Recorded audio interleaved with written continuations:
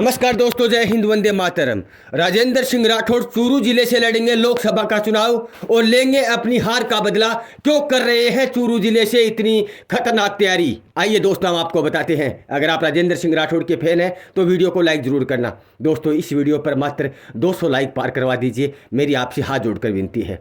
राजस्थान की लेवल का सबसे बड़ा वो चुनाव जो चूरू जिले की तहसील और चूरू जिले में हुआ था, उसका चर्चा पूरे हिंदुस्तान में गूंज उठा रहा था। लेकिन दोस्तों, मैं आप लोगों को यह बता दूं कि राजस्थान में चूरू जिले में तारानगर तहसील से और लोकसभा चुनाव चूरू जिले से राजेंद्र सिंह राठौड़ दोनों ही चुनाव हार चुके हैं। भले ही लोकसभा का चुनाव देवेंद्र झाझड़िया के रूप में लड़ा था राजेंद्र सिंह राठौड़ ने, लेकिन वो चुनाव जनता की नज़र में, वोटरों की नज़र में और सामने कैंडिडेट की नज़र में वो राजेंद्र सिंह राठौड़ का ही चुनाव था। मैं आप लोगों को यह बता दूं कि पहले जब राजेंद्र सिंह राठौड़ चुनाव लड़ते थे तो चूरू तहसील से ही तैयारी किया करते थे। चूरू तहसील में जितने गांव आते थे, जितनी ढानियाँ आती थी, जितनी जनसंख्या थी, उनके बीच में ही तैयारी करते हुए नजर आते थे। लेकिन अब इस दोनों चुनाव हारने के बाद ऐसा लग रहा है कि राजेंद्र सिंह राठौड़ अब चूरू जिले से लोकसभा चुनाव की तैयारी कर रहे हैं। मैं आप लोगों को बता दूं, ये वीडियो आप लोग पूरा देखेंगे तो आपको ये पता लग जाएगा कि अगली बार राजेंद्र सिंह राठौड़ विधायक का नहीं बल्कि लोकसभा का चुनाव लड़ेंगे। दोस्तों, चूरू जिले में चुनाव हारने के बाद और तारानगर में चुनाव हारने के बाद राजेंद्र सिंह राठौड़ अब ऐसी तैयारी कर रहे हैं, उस तैयारी को करते करते लोकसभा चुनाव तक पहुंचाएंगे।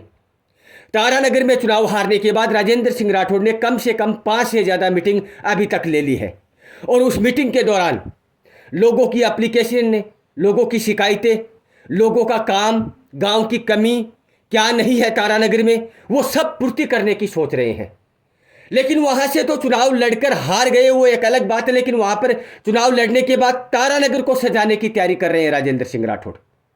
वो तो उस मीटिंग की बात हो गई, लेकिन अब चूरू में भी मीटिंगें हो रही है।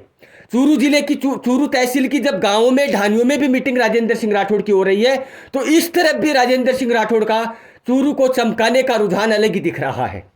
वो हर ढानी में, चूरू तहसील की हर ढानी में काम कराना चाहते हैं, चूरू के खुद में काम करवाना चाहते हैं। तो तारानगर तो एक अलग तहसील हो गई, चूरू एक अलग हो गया, तो दोनों जगह पर काम करवाकर क्या साबित करना चाहते हैं? वो अब पूरे चूरू जिले की देखरेख करना चाहते हैं, पूरे चूरू जिले का काम करवाना चाहते हैं, पूरे चूरू जिले की वो जो कमियां हैं वो देख रहे हैं, लोगों से पूछ रहे हैं, इधर उधर से अपडेट ले रहे हैं, लेकिन वो पूरे चूरू जिले का काम करवाना चाहते हैं। इस 2024 के बजट के बाद अगर एक जगह काम करवाते, तारानगर मान लो, सरदार शहर मान लो, जहां भी अगर एक जगह काम करवा दे तो वहां पर एक जगह तैयारी करने का, चुनाव एक जगह लड़ने का उनका रुझान होता।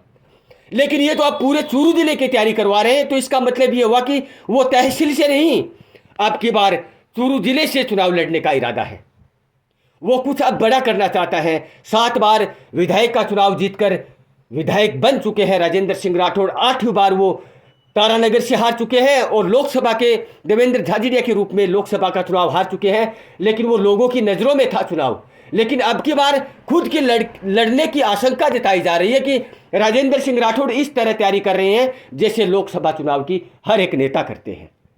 तो दोस्तों, मैं आप लोगों से ये पूछना चाहता हूं कि राजेंद्र सिंह राठौड़ को लोकसभा का चुनाव लड़ना चाहिए, या फिर अगर नहीं लड़ना चाहिए तो क्यों 4.5 साल पहले चूरू जिले को नक्शा बदलने में, चूरू जिले की जनता का दिल जीतने में, चूरू जिले का काम करवाने में 4.5 साल पहले ही क्यों लग गए राजेंद्र सिंह राठौड़? ये आप लोगों को कमेंट बॉक्स में बताना है। लेकिन आपको ये भी बताना है कि राजेंद्र सिंह राठौड़ को लोकसभा का चुनाव लड़ना चाहिए या नहीं, या फिर अगर लड़ेंगे तो उसका रिजल्ट और उसका रुझान क्या होगा, ये आप लोगों को कमेंट बॉक्स में बताना है। वीडियो को लाइक करना, चैनल को सब्सक्राइब करना। जय हिंद, वंदे मातरम।